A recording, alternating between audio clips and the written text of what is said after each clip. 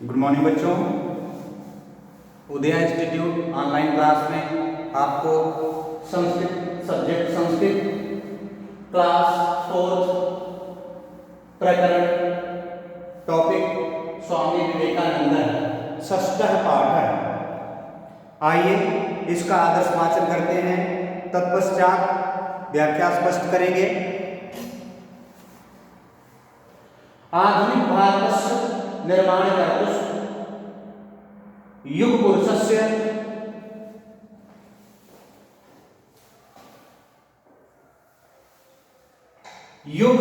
पुरुषस्य स्वामी विवेकानन्दस्य नाम सर्वोपरि अस्ति। सः न केवलं भारते अपितु सम्पूर्णे विश्वे भारतीय संस्कृते ज्ञानपुञ्जम् अविकीर्णयत्। तस्य महापुरुषस्य जन्म 1863 तमे वर्षे अभवत्। विश्वनाथ दत्त तस्य पिता आसीत्। बाल्यकाले स्वामी विवेकानन्दस्य नाम नरेन्द्रनाथ आसीत्। बाल्यकालादेव सः अति मेधावी आसीत्। अध्यात्मवादे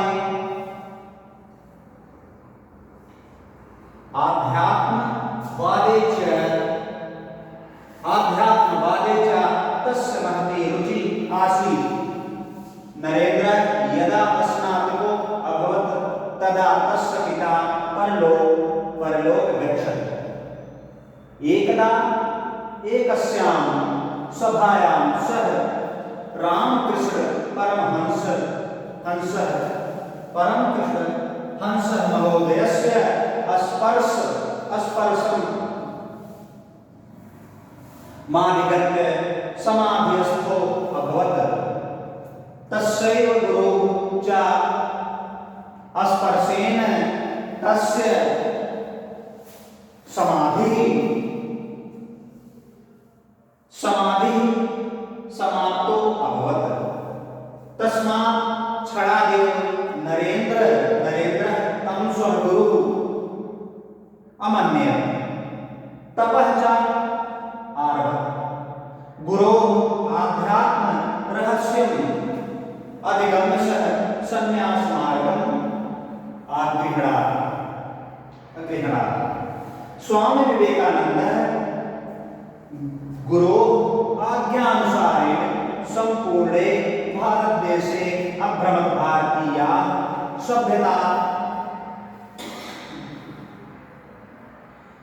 सभ्यता संस्कृत्योः च प्रचारम् अकरोत्।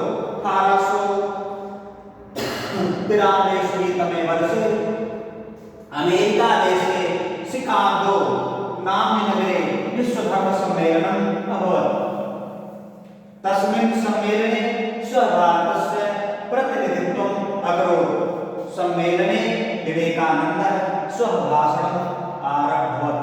सर्वे श्रोतारः भाषणम् आकर्ण्य तस्य प्रशस्तितारो अभवत्। तस्य उपदेशानां सारो अस्ति। आइए इसका अर्थ स्पष्ट करते हैं। स्वामी विवेकानंद ये इनको कौन नहीं जानता, अर्थात सभी जानते हैं। ये अपने देश में नहीं, संपूर्ण विश्व में इनकी चर्चा है, इनके ज्ञान की चर्चा है, इनके वैराग्य की चर्चा है। और इन्होंने जो अपने ज्ञान पुंज भारतीय सभ्यता का, भारतीय संस्कृति का अलग पूरे विश्व में शिकागो के मंच पर चलाया था, वो अद्वितीय रही। और किसी अन्य में ऐसा, किसी दूसरे विद्वान में यह गुण नहीं था जो स्वामी विवेकानंद में था। आइए, स्वामी विवेकानंद आधुनिक भारतस्य और वर्तमान भारतस्य निर्माण करते, अर्थात भारत को आधुनिक भारतस्य निर्माण करतुषु, अर्थात आधुनिक भारत को निर्माण करने में, बनाने में युग पुरुषस्य, जो युग पुरुष का नाम लिया जाता है स्वामी विवेकानंदस्य नाम सर्वोपरि अस्ति। अर्थात इस आधुनिक भारत के निर्माण में जितने भी महापुरुष हुए हैं सब में स्वामी विवेकानंद का नाम सबसे ऊपर सर्वोच्च शिखर पर स्थित है। सह न केवलम भारतीय, वह न केवल भारत में ही अपितु संपूर्ण विश्व भारतीय संस्कृति ज्ञान पुंजम अभिकीर्णयत् तस्य महापुरुषस्य अभिकीर्णयत्। अर्थात सह न केवल, वह केवल भारतवर्ष में ही नहीं अपितु संपूर्ण विश्व में भारत की कीर्ति को, अपनी कीर्ति को फैलाया था। संपूर्ण विश्व में भारतीय संस्कृति का, भारतीय सभ्यता का, भारत जो है विश्व गुरु के रूप में सिद्ध करने वाले यही व्यक्ति हैं, यही महापुरुष हैं जो जिनको हम स्वामी विवेकानंद के नाम से जानते हैं।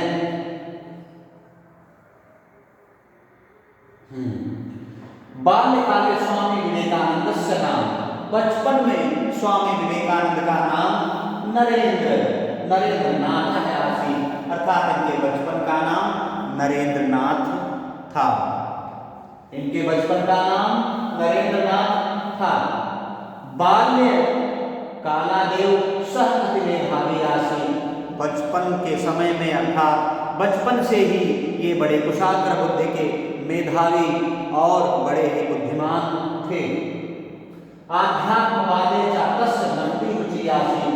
इनकी रुचि, इनकी निष्ठा आध्यात्म में, भारतीय वेद पुराण शास्त्र इत्यादि ज्ञान को अर्जन करने में इनकी बड़ी ही रुचि हुआ करती थी, रुचि थी। नरेंद्र यदा स्नातको अभवत्, जब नरेंद्र स्नातक हुए, वयस्क हुए, तदा तस्य पिता परलोकस्य गच्छत्। अर्थात इनके पिता जी स्वर्गवासी हो गए, परम गति को प्राप्त हो गए, पार्थिव शरीर को छोड़ चले। एकदा एकस्याम सभायाम सह, एक दिन एक सभा का आयोजन हुआ जिसमें सह वह रामकृष्ण परमहंस महोदय, रामकृष्ण परमहंस नामक महोदय सज्जन, एक महात्मा, स्पर्श, इनका स्पर्श से समाधितो अभवत्।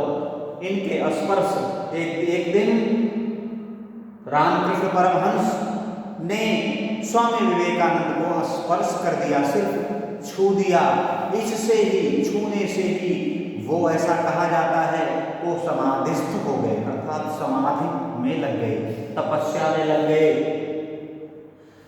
तस्सैव गुरु, उसी दिन से स्वामी विवेकानंद इनको अपना गुरु मान लेते हैं, गुरु स्वीकार कर लेते हैं। चा स्पर्शेन तस्य समाधि, जिनके स्पर्श से समाधि समाप्तो अभवत्। अर्थात इनके ही स्पर्श से समाधि उनकी समाप्त हुई।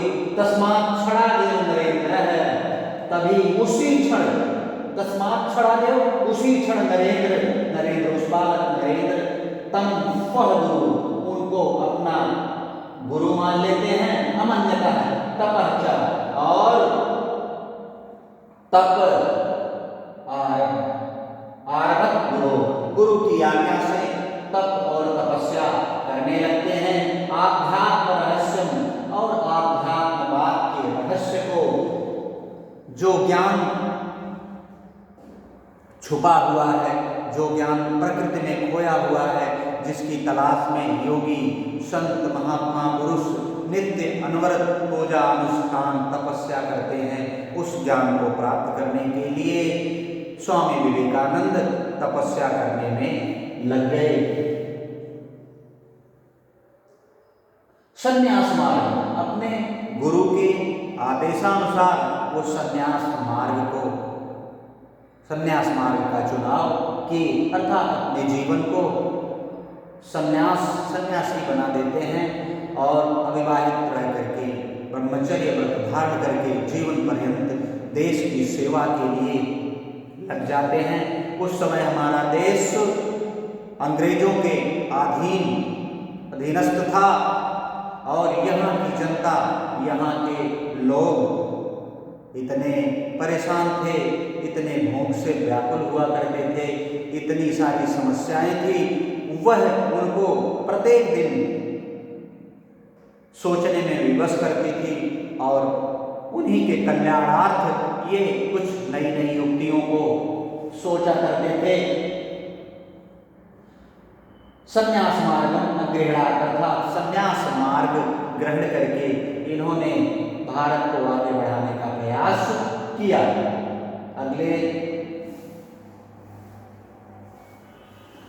अगले पैरा में स्वामी विवेकानंद गुरु आज्ञानुसारेण संपूर्ण भारत देशे अग्रम। स्वामी विवेकानंद गुरु की, उनके गुरु कौन थे? उनके गुरु कौन थे? रामकृष्ण परमहंस। अर्थात स्वामी विवेकानंद अपने गुरु की आज्ञा से संपूर्ण भारत देश से पूरे भारतवर्ष में भ्रमण किया, भ्रमण किया। भारतीय सभ्यताया संस्कृति उच्चारण करो, अर्थात भारतीय संस्कृति और सभ्यता को प्रसार प्रचार में लग गए। 1893 ईस्वी तमे वर्षे अमेरिका देशे सन 1893 ईस्वी में अमेरिका के शिकागो नाम नगरे विश्व धर्म सम्मेलन, अर्थात शिकागो में एक विश्व धर्म सम्मेलन आयोजन किया गया, जिसमें हमारे देश से स्वामी विवेकानंद को चुना गया था। स्वामी विवेकानंद से अमेरिका देशे शिकागो नाम नगरे विश्व धर्म सम्मेलन अभवत्, अर्थात विश्व धर्म सम्मेलन के लिए गए। तस्मिन् सम्मेलने सर्वभारतस्य प्रतिनिधित्वं अकरोत्, वह भारत का प्रतिनिधित्व कर रहे थे, अर्थात हमारे देश के उत्तरदायित्व का निर्वहन कर रहे थे स्वामी विवेकानंद। शिकागो माना जाता है कि लोग इस भारतीय व्यक्ति स्वामी विवेकानंद का बड़ा ही उपहास और परिहास उड़ाया गया। वहाँ के उस मंचों पर स्थित जितने भी विद्वान थे, सबको अच्छे अच्छे प्रकरण, अच्छे अच्छे बिंदु मिले थे, टॉपिक सबको अच्छा अच्छा मिला था बोलने के लिए। तत्पश्चात लास्ट में इनकी जब बारी आई तो कहा गया, जो संचालक थे, मंच संचालक, उन्होंने कहा तो कोई बिंदु बचा ही नहीं है। स्वामी विवेकानंद आप क्या बोलेंगे? आपको शून्य पर बोलने को कहा जाता था, उन्हें शून्य पर बोलने का अवसर मिला। तत्पश्चात मंचों पर स्थित स्वामी विवेकानंद से जैसे ही पहुंचते हैं, कहते हैं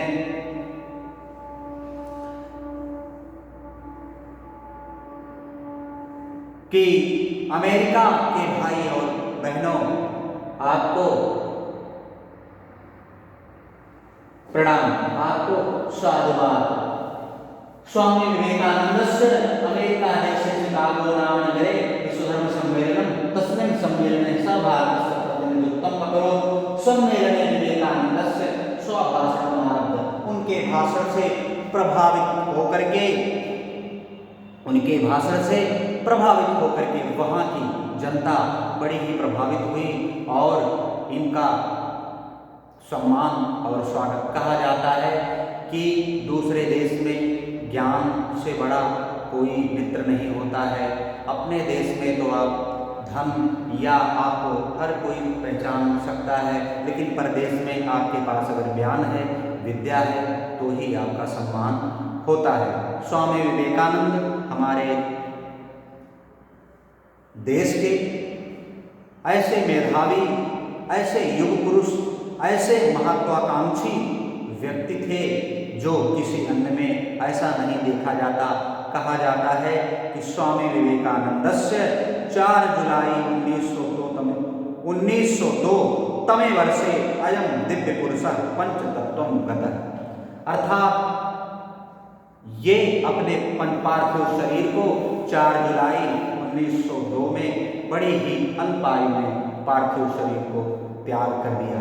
मृत्युपरांत जब वो धरती से विदा हो रहे थे तो उनके शिष्यों ने कहा कि स्वामी, आपको आपके मुखमंडल पे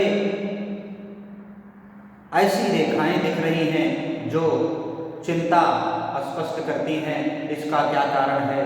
तो महात्मा कहते हैं कि हे शिष्यों, हे महात्माओं, काश कोई दूसरा विवेकानंद होता जो मुझे समझ पाता, काश कोई दूसरा विवेकानंद होता जो मुझे समझ पाता। यह तत्पश्चात अपने शयन कक्ष में जाते हैं, समाधिस्थ होते हैं, अपनी प्राणवायु को कहा जाता है इस शरीर में 9 द्वारे पूरे देही, गीता में भी कहा गया है कि 9 द्वारे पूरे देही। इस पूरे शरीर में 9 द्वार हैं, परंतु 10वां द्वार जो उसको कहा जाता है वो ब्रह्मांड यहाँ पे होता है। वहीं से स्वामी विवेकानंद अपने प्राण को निकाल देते हैं और इस धरती से विदा हो जाते हैं। Thank you, have a nice day. शेष अगली क्लास में अगले टॉपिक के साथ आपके साथ प्रस्तुत होगा। तब तक के लिए धन्यवाद। Thank you.